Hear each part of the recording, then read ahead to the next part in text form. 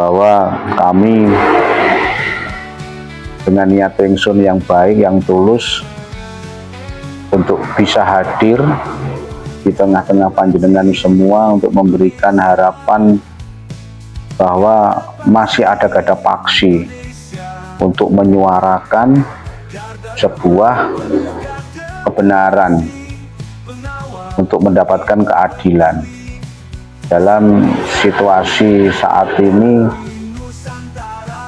Ibarat hukum itu sapu. Nah, kebetulan kita ini di Gunung Kelut. Kalau kelut itu kalau bahasa Jawa itu alat pembersih ya. Jadi seperti sapu kelut, nah, alat pembersih. Hukum itu alat pembersih. Nah, saat ini kita melihat hukum kita ini, baik penegakan hukum dan penindakan hukum, itu kalau diibaratkan sapu ini begitu kotor ya. Sapu ini begitu kotor, yang tidak mungkin kelut atau sapu ini mampu untuk membersihkan kotoran, debu, lumpur yang ada di lantai rumah kita, yaitu Indonesia. Kenapa demikian? Kembali, kalau bicara sapu yang kotor, tidak akan mungkin mampu untuk membersihkan lantai yang berdebu dan berlumpur. Ini mutlak, harus dipahami. Artinya hukum kita saat ini tidak mampu berdiri tegak sebagai panglima untuk bisa memberikan sebuah pelayanan dan bentuk pelayanan yang benar-benar mencerminkan rasa keadilan di tengah-tengah masyarakat.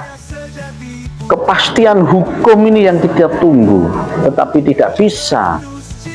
Alat-alat hukum ini tidak mampu untuk menunjukkan atas kepastian hukum yang ada di negara kita. Penegakan hukum, penindakan hukum yang tidak baik karena pelaku-pelaku yang seharusnya steril, bersih, tidak berlumpur, tidak berdebu, ternyata menjadi bagian daripada debu itu sendiri, lumpur itu sendiri. Kalau kita bicara pagar makan tanaman, pagar ini harus bisa membakari, memagari, membentengi apa yang ada di dalam tanaman kita. Ternyata pagar itu menjadi bagian yang memakan atas tanaman yang kita rawat. Caranya bagaimana? Ini terlepas dari apapun, pembinaan mental ideologi. Mental ideologi ini yang harus terus-menerus digalakkan oleh seluruh instansi negara, aparatur negara, dan yang terkait khususnya kepada penegak hukum dalam melakukan pembinaan mental ideologi yang terus-menerus. Jangan hanya sekali pada saat mau psikotes, mau wawancara, pada saat masuk di instansi-instansi, di kantor-kantor pemerintahan, dites bagaimana mental ideologinya, bagaimana tes wawancara psikologisnya, bagaimana kesehatan mental fisiknya, tetapi terus dilakukan dengan ketat. Layak enggak seorang penegak hukum, APH, layak enggak kalau mental spiritualnya tidak baik? Ya dikoreksi.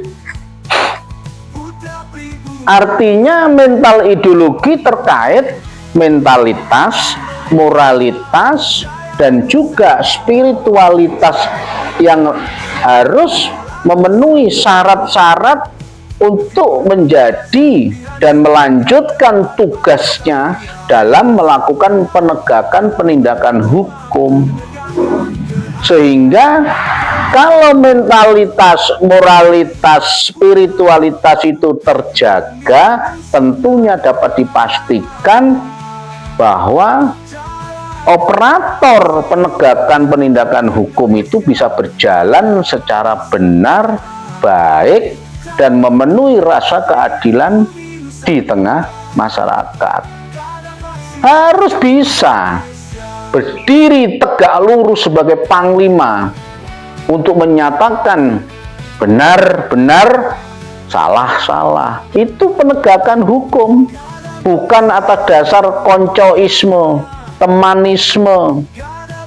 Kalau junjungannya atau bosnya melakukan kesalahan, pasang badan dan sebagainya, itu tidak boleh. Unsur yang harus dikedepankan adalah fakta, data atas apa yang ada di depan kita, sehingga tidak menimbulkan sebuah kegaduhan di dalam kehidupan masyarakat kita terkait netralitas bagi penegak hukum dalam melakukan penindakan hukum. Jadi di situ, jadi mentalitas, moralitas, spiritualitas yang terjaga itu harus terus dilakukan pembinaan itu. Dalam situasi apapun tidak boleh lengah. Karena kita masyarakat, rakyat Indonesia itu menginginkan hukum yang bisa berdiri tegak lurus atas dasar kebenaran, kejujuran, dan dalam melakukan penegakan hukum. Jadi saya berharap teman-teman semua terus kita menyuarakan pada hal-hal yang seharusnya dan tidak seharusnya dilakukan. Jadi kalau aparatur penegak hukum itu sudah baik, mentalnya baik, moralnya baik, spiritualitasnya baik, tentunya dia akan tahu hitam dan putih, baik dan salah, sehingga bila mana melakukan tindakan-tindakan di luar hukum yang akan merusak wibawa, citra dari korup atau dari kelembagaannya, atau bahkan kepada bangsa dan negara ini dapat dicegah. Nah, itu tugas siapa? Ya tugas kita, Garda Paksi Indonesia sebagai lembaga pengawas, pemantau, dan investigasi ini untuk melakukan dan mengingatkan kepada para pihak dari struktur terkecil, dari mulai Polsek sampai Mabes Polri, dari Koramil sampai Mabes TNI, dari kepala desa, kecamatan, bupati, wali kota, gubernur, sampai pusat pemerintahan.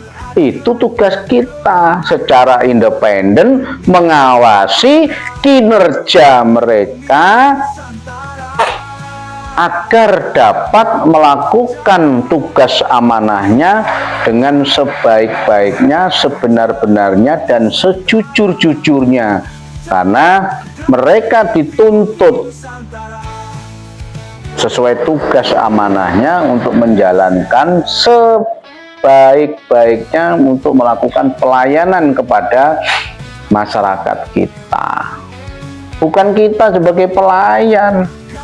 Mereka yang kita gaji, mereka yang sudah digaji oleh negara dari uang rakyat, harus bisa mempertanggungjawabkan setiap jengkal langkahnya, setiap kata yang terucap daripada para pejabat negara harus bisa dipertanggungjawabkan baik secara etika, attitude, ajas kepantasan, kepatutan sebagai pejabat negara, yang tidak boleh celometan, yang tidak boleh melakukan hal-hal yang seenaknya sendiri melakukan pengungkapan atau mengungkapkan kata-kata yang tidak bisa dipertanggungjawabkan.